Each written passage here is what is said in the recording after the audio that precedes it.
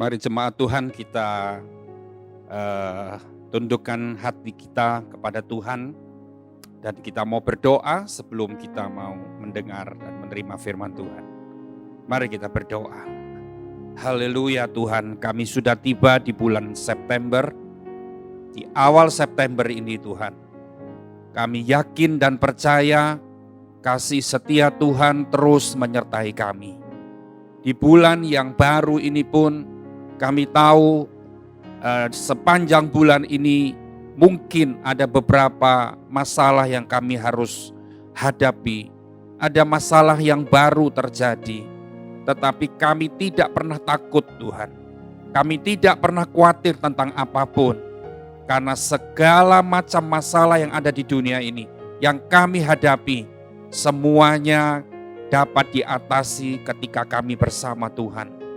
Ketika kami mengandalkan kekuatan kami kepada Engkau, ada kekuatan yang dahsyat, ada kemampuan yang lebih yang kami punyai dari Tuhan.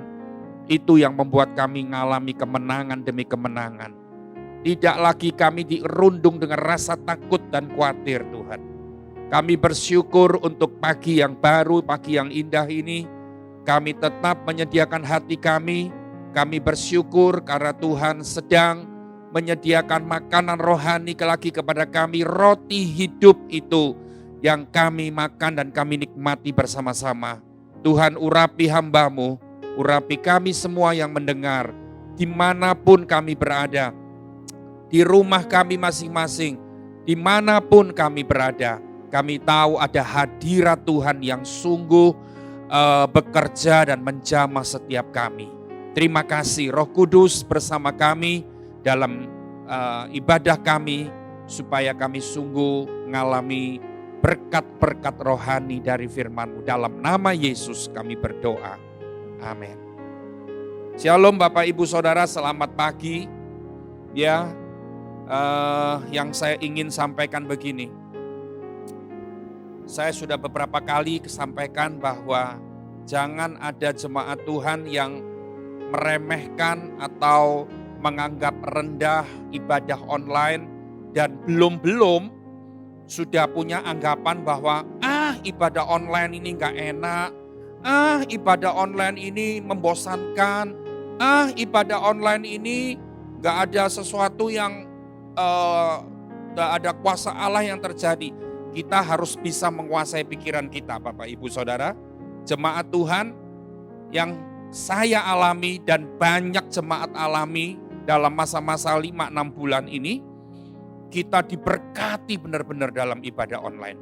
Kita ngalami hadirat Tuhan. Ada yang berkata, beberapa banyak orang berkata, setiap ibadah kami ngerasakan hadirat Allah sampai gak tahan, kami nangis. Dan itu pengalaman saya juga, saudara. Jadi saya ingin sampaikan begini, semua itu dimulai dari pikiran kita. Kalau kita berpikir bahwa ibadah online ini malah enggak ada apa-apanya, ibadah online ini membosankan, membuat jenuh, belum pikiran kita sudah disetting seperti itu, dan kita ikuti. Ketika ibadah itu kita ikuti, kita beribadah, ketika kita lihat laptop kita, ketika kita lihat handphone kita, atau ketika kita lihat di TV, karena saudara masukin itu di TV, maka saudara sudah pikiran, enggak ada apa-apa, membosankan, maka kita enggak akan apa-apa, kita enggak akan dapat apa-apa. Tapi banyak orang, bahkan bukan jemaat Imamat Rajani pun setiap minggu mengikuti ibadah kita online. Mereka ngalami berkat luar biasa, mereka ngalami Roh Kudus menjamah mereka. Sebab itu jemaat Tuhan, saya ingatkan kita tetap beribadah dengan semangat secara online. Ya, kita tetap beribadah secara sungguh-sungguh secara online. Dan saya mau berpesan sekali lagi, jangan melakukan apapun ketika saudara beribadah. Off-kan notifnya saudara sehingga tidak ada orang bisa masuk telepon, panggilan masuk nggak ada, atau ada WA masuk, sudah stop dalam 1 jam kurang lebih. Kita tidak mengurusin apa-apa, walaupun mungkin di rumah masih agak sibuk, tetapi ketika engkau beribadahlah dengan fokus kepada Tuhan. Bapak Ibu Saudara, Kita tiba di minggu pertama di bulan September tanggal 6 hari ini. Ya, bulan September gereja kita punya satu tema transformation and faith. Ya, kenapa faith ini, iman ini selalu dibicarakan setiap tahun? Kalau kita ingat setiap tahun pasti ada tema tentang faith, tentang iman. Ya, karena gini Bapak Ibu Saudara, kita ini belajar tentang iman terus, tidak ada habisnya.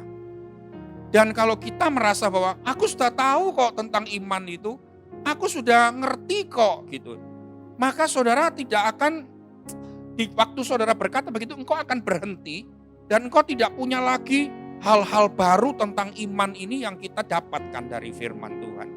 Ya, sebab itu Bapak Ibu Saudara, hari ini pun, bulan ini pun, sepanjang bulan September, kita selalu belajar bagaimana terjadi perubahan di dalam iman kita. Saudara, kalau ngomong iman, apa sih artinya iman itu? Ya kan? Kita harus tahu arti iman itu adalah percaya. Ya, Saudara. Mudah loh, sederhana sebetulnya. Iman itu artinya percaya. Percaya kepada siapa? Percaya kepada Allah. Nah, ini dia Saudara.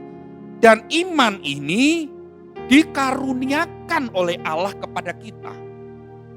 Dianugerahkan kepada Allah kepada kita. Dan oleh Roh Kudus itu bekerja di hati kita. Ya. Jadi iman itu dikaruniakan, iman itu dianugerahkan, iman itu diberikan oleh Allah, dikerjakan oleh Roh Kudus dalam hati kita. Ya Saudara. Dan ada satu ayat berkata setiap orang ketika dia menerima Yesus, saudara harus tahu, pengalaman rohani pertama kali awal kita mengenal Yesus dan kita menerima Yesus sebagai juru selamat, di situ dia memberikan iman kepada kita. Ya, ukurannya sama semua, ukurannya sama. Ya, saudara lihat begini. Saya ingin sampaikan gini. Kita ini seringkali nggak ngerti. Ketika kita baru mengenal Yesus, kita diajak, dipimpin, dipandu untuk menerima Yesus, mengucapkan doa menerima Yesus. Lalu kita berpikir gini, wah aku sekarang sudah jadi anak Tuhan, aku jadi anak Allah, aku jadi orang Kristen, ya kan saudara. Lalu pikirannya saudara cuman begini, wah aku pasti diberkati gitu kan. Aku pasti, semua akan jadi lancar. Semua aku pasti dapat pekerjaan bagi orang-orang yang jobless. Aku pasti dapat pekerjaan. Bagi orang-orang yang tidak memiliki apa-apa, aku pasti menjadi kaya. Bagi orang-orang yang sudah kaya, aku pasti makin jadi kaya. Lah, saudara tahu, ini kekeliruan yang fatal.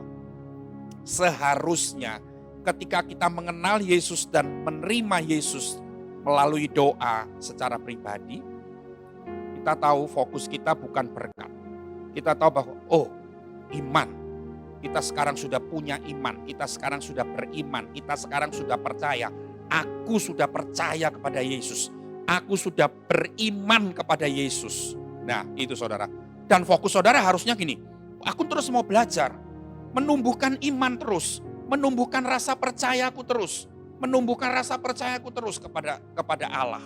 Itu seharusnya. Nah saudara. Tapi ini banyak kekeliruan-kekeliruan yang terjadi. Saya ingin membaca ayat-ayat dasar kita pagi hari ini. Di dalam Ibrani 11 ayat yang pertama.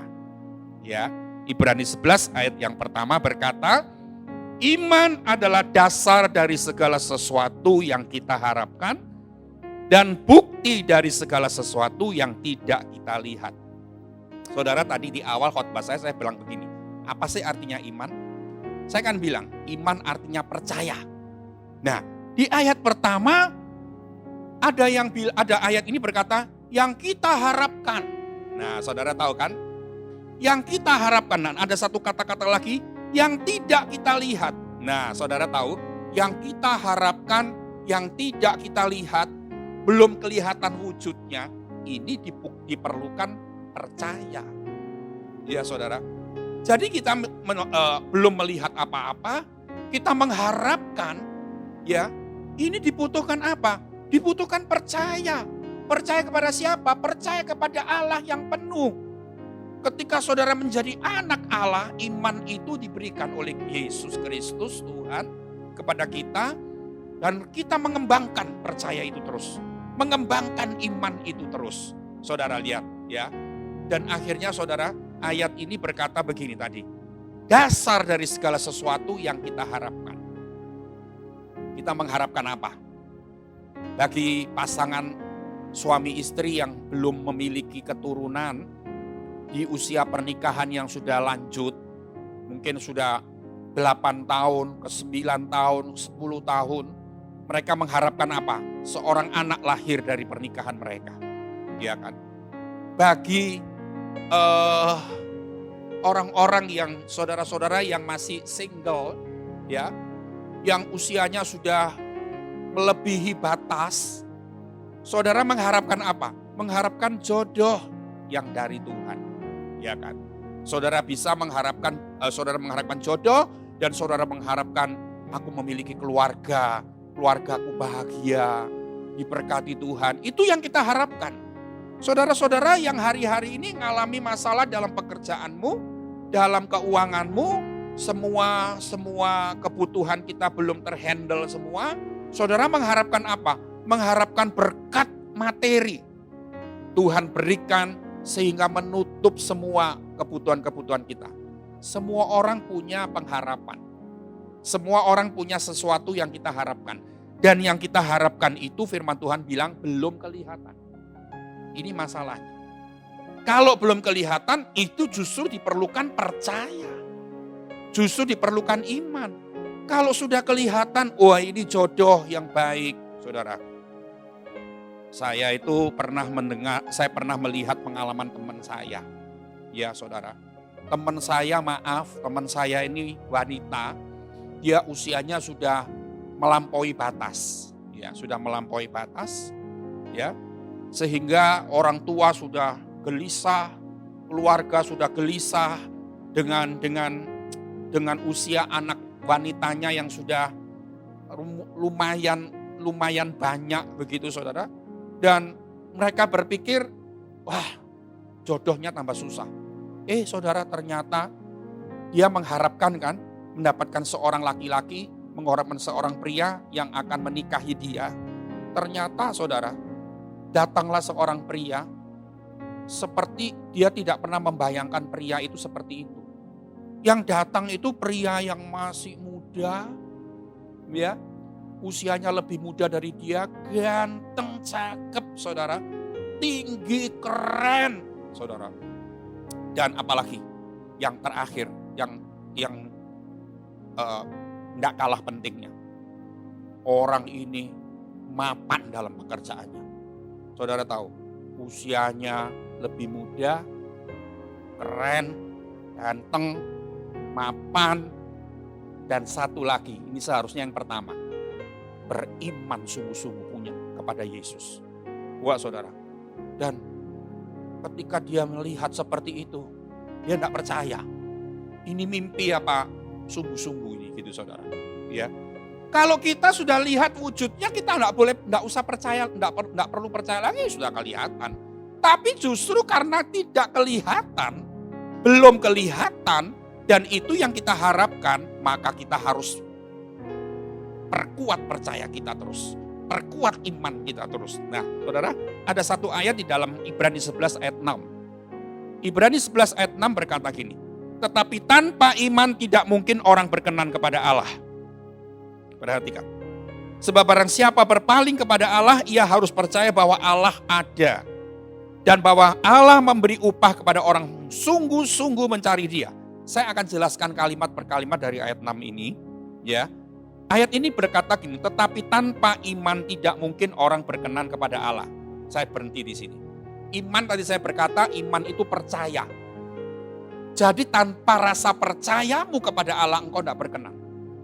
Saudara mau melayani dengan luar biasa, saudara mau diurapi, saudara mau jadi berkat kemana-mana mungkin bisa. Tapi kalau percayamu sama Tuhan ini masih naik turun, engkau percaya pada Allah, kadang-kadang percaya, kadang enggak, kadang percaya, kadang enggak, masih naik turun. Dan kadar percayamu ini rendah, enggak ada yang berkenan kepada Allah. Tidak ada yang berkenan. Saudara mau hafal seluruh Alkitab, tapi kalau percayamu kepada Allah, tidak sungguh-sungguh tidak sungguh-sungguh penuh, ya, tidak berkenan kepada. Jadi Tuhan Allah itu mengharapkan kita ini punya rasa percaya penuh kepada Allah. Ini penting. Kalau engkau belum punya iman seperti itu, Tuhan bilang tidak ada yang berkenan. Terus, sebab barang siapa berpaling kepada Allah, ia harus percaya bahwa Allah ada. Saudara lihat, orang yang berpaling kepada Allah, dia harus percaya bahwa Allah itu ada. Ya saudara, saya ini kalau ngomong seperti ini saudara, ya artinya tuh begini. Kita ini dalam keadaan apapun, kalau kita sudah mau berpaling kepada Allah, ya sudah percaya penuh kepada Allah. Saya ini kadang-kadang bingung, sudah jadi orang Kristen, katanya sudah bertobat, katanya sudah menerima Yesus, tapi kok masih enggak tuntas kehidupannya. Kenapa? Gitu saudara. Ya.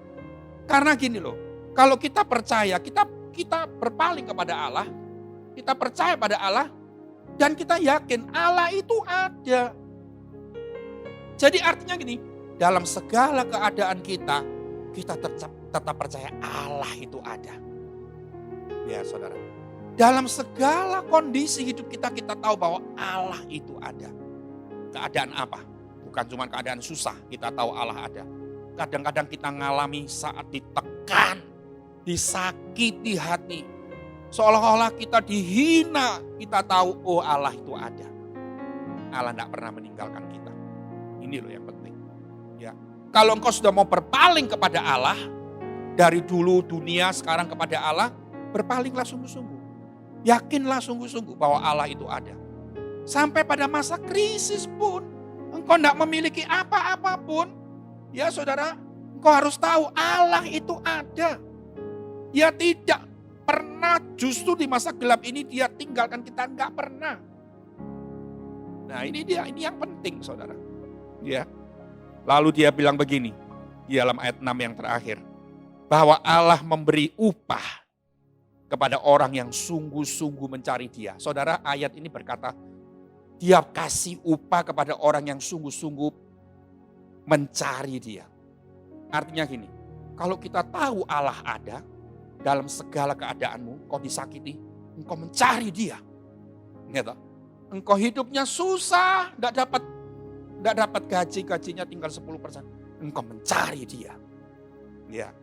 Ketika engkau sakit, tidak ada harapan, engkau mencari dia. Ngerti enggak? Ketika engkau dihempaskan, ketika engkau sudah tidak bisa bergerak apa-apa, engkau coba mencari dia. Firman Tuhan berkata, dia kasih upah kepada orang-orang yang mencari dia. Ini percaya penuh pada Tuhan. Ini namanya iman, saudara. Nah, hari ini kita akan belajar lebih lanjut begini, saudara. Ternyata iman itu dimulai dari pikiran. Nah, nanti saya kan di awal khotbah saya bilang begini. Jangan pernah punya pikiran image bahwa ibadah online itu membosankan. Memang tidak lazim, memang tidak biasa kita lakukan.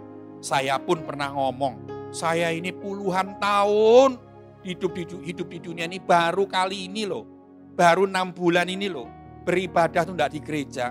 Baru ibadah beribadah ngadep TV, laptop atau handphone. Baru ini, memang saya tahu ibadah online ini bukan sesuatu yang normal gitu kan saudara.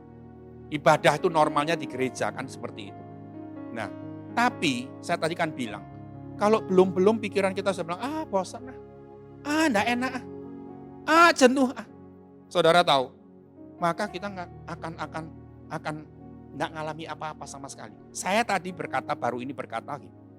Ya, berkata begini, iman itu ternyata dimulai dari pikiran.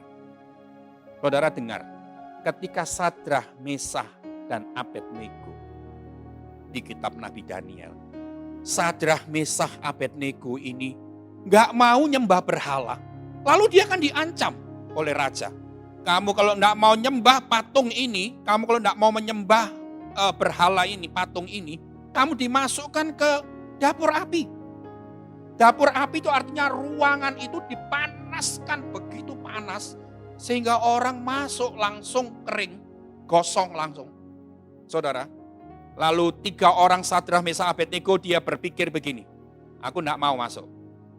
Kalau aku pun diancam, aku tetap percaya Allahku yang melindungi aku dan aku tidak pernah terbakar. Ini pikiran iman. Jadi saya tadi bilang gini, iman dimulai dari pikiran. Kendalikan pikiranmu dulu. Tidak bisa saudara melakukan tindakan iman kalau pikiran kita tidak dikendalikan dulu. Iman harus pikiran harus dikendalikan dulu. Ya, siapa lagi? Dalam kitab Matius pasal 8 ada perwira dari Kapernaum. Perwira dari Kapernaum ini memiliki pegawai, memiliki hamba. Hamba ini sakit lumpuh. Ya saudara. Dan dia tahu bahwa Yesus itu penyembuh yang ajaib. Dia datang kepada Yesus pada waktu Yesus itu berjalan di Kapernaum, masuk di Kapernaum, dia bilang begini, Yesus, tolonglah hambaku yang sakit lumpuh. Saudara, ya. Lalu Yesus bilang begini, oke, nanti saya akan datang ke sana, saya akan sembuhkan dia. Lalu perwira ini bilang begini, gak usah Yesus, gak usah. Cukup ngomong saja di sini, itu hambaku akan sembuh. Saudara tahu, pikiran imannya ini sudah jalan dulu, pikirannya sudah dikendalikan dulu. Saudara hari-hari ini mengalami banyak masalah dalam masa-masa krisis ini, saudara. Saudara, ketika saudara tadi saya bilang, engkau memiliki semua kebutuhan, pemasukan sangat minim, pemasukan sudah tidak ada lagi, misalkan seperti itu. Saudara, pikiran imanmu bilang apa? Pikiranmu bilang begini, Allahku akan memenuhi segala keperluanku tanpa bisa dihalangi oleh masa krisis apapun. Nah ini pikiran iman. Ngerti tidak saudara? Jadi kita harus bisa mengendalikan pikiran kita sebelum kita bisa bertindak dengan iman. Jangan lupa, saya selalu menasehati jemaat untuk bertindak dengan iman, tapi hari ini saya menambahkan sedikit yang penting. Semua dimulai dari pikiran. Nah, saudara, kalau pikiran kita masih bilang enggak enak, enggak bisa, enggak mungkin, itu belum dikendalikan pikiran kita. Belum dikendalikan pikiran kita. Kalau saudara masih bilang enggak mungkin, masa isa. Lah, itu berarti pikiran kita belum dikendalikan. Jadi artinya kita enggak bisa bertindak dengan iman. Ya, berserah enggak bisa. Ya, percaya penuh, bersyukur untuk berkat yang Tuhan akan kirim, enggak bisa. Karena pikiran kita bilang enggak mungkin, enggak masuk akal. Nah ini dia saudara. Ini yang harus dikendalikan dulu pikiran kita. Kalau pikiran tidak dikendalikan, dia yang akan mengendalikan seluruh hidup kita. Ini masalahnya. Tapi kalau kita mengendalikan pikiran, tidak. Pikiran kita harus bertindak, melemahkan pikiran-pikirannya duniawi. Ya saudara, bilang enggak bisa. Oh Allahku pasti bisa. Allahku sanggup. Seperti Sadrah, Mesakh, dan Abednego. Ketika dia diancam masuk dapur api, dia selalu bilang, enggak usah. Masuk enggak apa-apa. Aku akan tetap selamat. Karena Allahku yang aku sembah, itu yang akan menyelamatkan aku. Ini pikirannya sudah menang dulu. Sehingga dia bertindak dengan iman. Dia masuk ke dapur api tanpa ragu apapun. Tanpa takut, tanpa khawatir apapun. Nah saudara ini penting, saudara ini penting. Kenapa kita tidak punya pikiran yang bisa dikendalikan? Bahkan pikiran kita yang mengendalikan kita. Akibatnya apa? Kita migrain. Mikir terus, hidup kok susah ya. Besok mesti bayar utang pakai apa ya? Rumah kontrakku sudah mau habis. Uang belum ada ya apa ya? Tidak bisa tidur. Artinya akhirnya vertigo kumat. Banyak kan saudara? Vertigo kumat. Akhirnya apa? Darah tingginya naik, tekanannya naik. Saudara. Tidak bisa tidur, tidur gelisah, tidur melek mata, ingat persoalannya, dan sebagainya. Ini sebabnya. Saudara, banyak orang-orang di dunia ini menderita karena dia tidak bisa mengendalikan pikirannya. pikiran kita harus menjadi pikiran iman dulu. Baru kita bisa bertindak dengan iman. Haleluya. Saudara, di bagian akhir dari khotbah saya mau jelaskan ada 3 hal yang kita miliki ketika kita jadi orang yang beriman. Ada 3 hal. Ya. Kita buka dulu di dalam kitab Matius 8. Tentang perwira yang di Kapernaum itu. Matius 8, ya. Ayat yang ke-5. Saya mau baca untuk Bapak Ibu semua. Matius 8 ayat yang ke-5. Di sana dikatakan begini.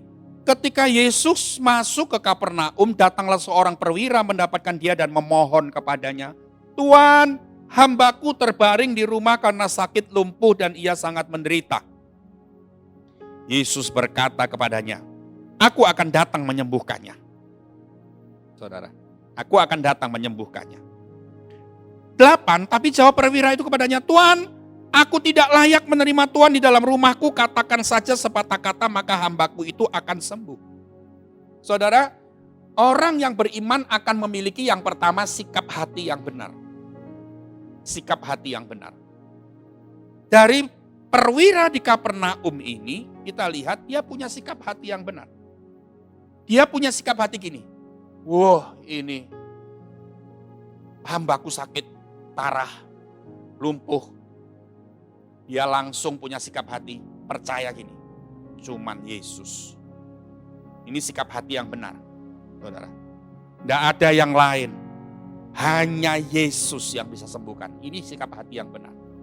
Nah, saudara tahu, kita harus memiliki hati yang seperti ini, sikap hati yang seperti ini.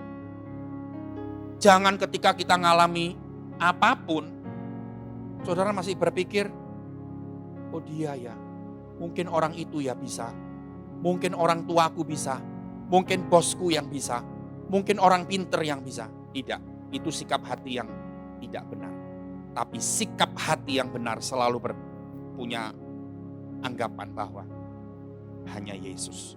Sehingga ketika dia punya masalah dengan hambanya yang sakit, langsung dia datang ke Yesus. Tidak pakai kemana-mana lagi. Nah, saudara, ini yang pertama. Ya, ayat 6 tadi tuh, ayat 6. Dia bilang gini, "Tuan, hambaku terbaring di rumah karena sakit lumpuh dan ia sangat menderita." Dia berkata kepada Yesus seperti itu. Jadi dia dalam keadaan apapun, Yesus. Kita harus belajar seperti itu. Ada apapun, Yesus tujuan kita. Kita diberkati sekalipun, Yesus tetap fokus hidup kita. Ini orang beriman. Jadi jangan cuman kalau susah toh Yesus. Ya toh, mungkin saudara bisa seperti itu. Sikap hatimu ketika engkau susah cuma Yesus. Cuma langsung nangis sama Yesus. Bagus. Tapi orang beriman, saya tadi bilang di saat apapun. Di saat sukacita pun, di saat diberkati sekalipun, di saat sukses sekalipun, Yesus tetap fokus hidup kita. Ngerti ya saudara? Jadi artinya kalau Yesus tetap fokus hidup kita, artinya gini, engkau diberkati, engkau tidak akan lupa diri. Ya, engkau diberkati, engkau tetap utamakan Yesus. Itu dia. Ya saudara. Ketika saudara diangkat sukses setinggi-tingginya oleh Tuhan, engkau tidak pernah akan merendahkan yang lain. Engkau tetap ingat bahwa itu semua dari Tuhan. Ini dia. Sikap hati yang benar, jangan pernah lupa. Yang kedua, orang yang beriman dia memiliki rasa percaya akan otoritas firman. Perhatikan. Dia punya rasa percaya akan otoritas firman. Dia bilang begini di ayat 9. Sebab aku sendiri, dia bilang ayat 8. Tuhan tidak layak menerima Tuhan aku tidak layak menerima Tuhan di dalam rumahku. Katakan saja sepatah kata maka hambaku itu akan sembuh. Saudara, dia sangat percaya akan otoritas firman. Ketika firman diucapkan, itu bekerja. Gak usah tumpang tangan lagi. Saudara, di masa-masa pandemi ini, masa-masa online ini, semua serba online, saya mulai pakai cara ini. Saya mulai percaya bahwa otoritas firman itu sungguh-sungguh dahsyat. Saudara, yang saya lakukan apa? Saya telepon ke jemaat. Saya doakan jemaat. Biasanya kalau doa kan di gereja, ditumpangi tangan, ketemu orang sama orang, ini saudara. Ya, sekarang enggak memungkinkan untuk begitu. Pakai online, pakai telepon, tapi saya percaya otoritas firman, kata-kata firman itu sanggup melakukan perkara-perkara yang besar dengan jarak berapapun. Ya saudara, itu saya lakukan. Dan memang ternyata luar biasa. Tuhan itu menyatakan bahwa firman itu menciptakan dari yang tidak ada jadi ada. Ya saudara, itu otoritas firman. Jadi saudara harus percaya kepada otoritas firman. Makanya ucapkan selalu firman Tuhan. Ucapkan selalu kepada perekonomianmu yang lagi kacau balau, ucapkan firman dan kau percaya bahwa ada otoritas menciptakan yang tidak ada menjadi ada. Kalau saudara melihat anak-anakmu, anak-anak yang nakal, anak-anak yang maaf bodoh, ya saudara, jangan bilang kamu nih anaknya sopo sih kok goblok, gitu kan, kadang-kadang kita begitu. Kamu nih anaknya setan ya kok nakal, gitu. Ya saudara, jadi setan semua, jadi tambah goblok semua saudara. Tapi kalau saudara tahu bahwa firman itu punya otoritas, saudara ucapkan kamu jadi anak yang pandai, kamu punya kecerdasan yang luar biasa. Saudara tahu bahwa otoritas firman itu bekerja. Ya, itu orang beriman percaya begitu dan lakukan begitu. Saudara, kalau dia nakal, ya saudara bilang, kamu anaknya Yesus, kamu anak Tuhan. Ada karakter Allah di dalam hidupmu. Wow, saudara, luar biasa. Kalau kita percaya dengan otoritas firman, firman menciptakan. Kalau tokomu sepi, jangan ngamuk-ngamuk. Jangan marah-marah. Jangan bilang, kok sepi. Ya, saudara, stres, pikiranmu kosong, pikiranmu kacau dan sebagainya, penyakit datang semua. Tapi kalau hadapi toko sepi, toko ini akan diberkati Tuhan hari ini. Tuhan kirim pelanggan dari utara, selatan, timur, barat datang ke tokoku. Langganan-langganan lama semua datang ke tokoku. Mungkin gak langsung datang. Gak bisa begitu. Tapi engkau tahu ya, firman ini punya otoritas. Gak main-main loh, saudara. Sebab itu stop untuk berkata yang tidak baik. Untuk bereaksi yang tidak baik. Untuk respon yang tidak baik. Ucapkan firman. Kalau tubuhmu sakit, ngomong, darah Yesus yang sudah mengalir dalam tubuhku. Wah saudara, saya punya banyak pengalaman dalam masa-masa pandemi 5-6 bulan ini. Saudara, dengan kesehatan saya, luar biasa. Ya, yang terakhir, orang beriman punya warisan rohani untuk keturunannya. Saudara, yang pertama tadi orang beriman memiliki sikap hati yang benar. Ada apa-apa Yesus. Ada apa-apa Yesus tujuan hidupnya. Yang dia ingat. Yang kedua, orang beriman pasti percaya akan otoritas firman. Sebab itu ketika dia ngomong, firman yang diomongin. Ketika dia mengucapkan, firman yang dia ucapkan. Bukan ngomongan lain. Yang ketiga, orang beriman memiliki warisan rohani untuk keturunannya. Saudara ngomong warisan kan seneng loh. Karena warisan ini kan biasanya identik dengan kekayaan, dengan harta benda dan sebagainya. Artinya kalau orang tua kita kaya, kita banyak warisannya, saudara. Ketika orang tua kita meninggal, warisannya macam-macam. Tapi saya mau ngomong sama saudara hari ini, warisan yang lebih berharga, paling berharga dari warisan kekayaan harta dunia adalah warisan rohani. Saudara, warisan rohani bukan cuma nasihat-nasihat loh. Saudara, banyak kan gini, orang tua kan gini toh. Nak, kamu mesti ngalah kalau diomongi. Kalau sama temenmu enggak boleh suka melawan. Kamu kalau dijahati orang ngalau. Ya. Kamu mesti berdoa. Ayo, ada apapun kamu berdoa. Banyak orang tua cuma pinter nasihati. Tapi tidak pinter melakukan apa yang dia sampaikan. Tapi warisan rohani itu sebuah keteladanan. Saya yakin dan percaya ketika saya mati besok. Nanti kapanpun Tuhan panggil saya. Ketika anak saya akan melihat gini. Dulu papaku, kalau dijahati orang, dia tidak pernah membalas. Kalau dia dijahati orang, dia cuman ngalah. Nanti ketika saya mati, ketika kami berdua mati nanti, saatnya. Ketika anak saya akan menerima warisan rohani, berupa gini. Dulu orang tuaku itu menunjukkan, tiap pagi mereka berdoa. Ada apa-apa mereka berdoa. Dan itu bukan cuma nasihat, itu ternyata itu warisan, itu teladan yang mungkin mereka belum bisa lakukan. Tapi warisan itu akan sungguh-sungguh berguna bagi anak cucu kita. Kalau kami berdua mati nantinya, ketika anak saya akan melihat begini. Aku dulu lihat papa mamaku tuh jujur. Nggak mau nipu orang sedikit pun, nggak mau belok-belok sedikit pun. Dia jujur, berusaha hidup kudus. Saudara, itu akan menjadi warisan yang luar biasa untuk keturunan kita semua. Ya, jangan sampai anak-anak kita nggak dapat warisan rohani. Kalau kita jadi orang yang beriman, maka kita akan mewariskan hal-hal yang luhur, hal-hal yang rohani kepada anak cucu kita nantinya.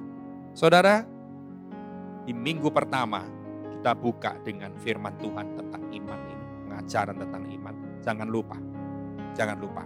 Yang pertama tadi saya bilang, ketika kita mau bertindak dengan iman, dari pikiran dulu, kendalikan pikiran dulu. Ya, iman itu artinya percaya.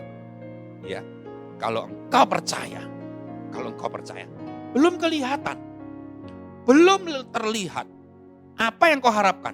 Engkau percaya Allah itu ada dan kau cari Dia. Ya, Tuhan bilang kau akan berdapat upah. Aku akan memberi upah pada orang-orang yang mencari Dia. Ya, saudara. Dan saya percaya semuanya akan menjadi luar biasa. Kehidupan kita justru di masa-masa seperti ini akan menjadi semakin dahsyat, semakin melambung tinggi, saudara. Bukan semakin hancur, bukan semakin diinjak-injak oleh iblis, tapi semakin bangkit bersama Yesus. Mari kita berdoa. Haleluya Tuhan. Biar firman-Mu, kebenaran, pengajaran firman ini sungguh-sungguh mengubah pikiran kami, memberikan pengertian yang benar kepada kami.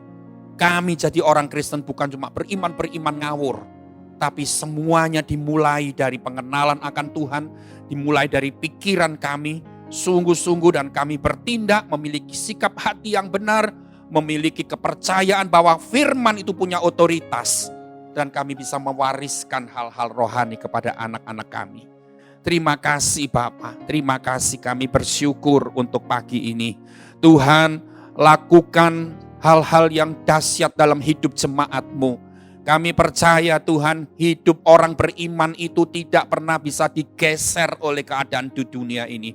Hidup kami orang-orang beriman sungguh-sungguh di masa apapun kami mencari Allah. Kami mencari Tuhan karena kami percaya Tuhan itu ada. Dan kami mendapatkan upahnya Tuhan. Terima kasih, tidak ada yang bisa menggoyahkan kami. Tuhan, persoalan yang paling sulit sekalipun tidak ada yang bisa membuat kami hancur. Tapi kami tetap tegak berdiri dan kami memandang kepada Tuhan. Fokus hidup kami kepada Tuhan dan kemuliaan demi kemuliaan kami alami itu. Terima kasih Bapak, berkat-Mu dicurahkan untuk semua jemaat-Mu. Pagi ini mereka yang beribadah, mereka disegarkan hatinya, mereka disegarkan jiwanya, mereka mendapatkan kepuasan dari dahaga mereka. Terima kasih Bapak, kami bersyukur di dalam nama Yesus. Haleluya. Amin.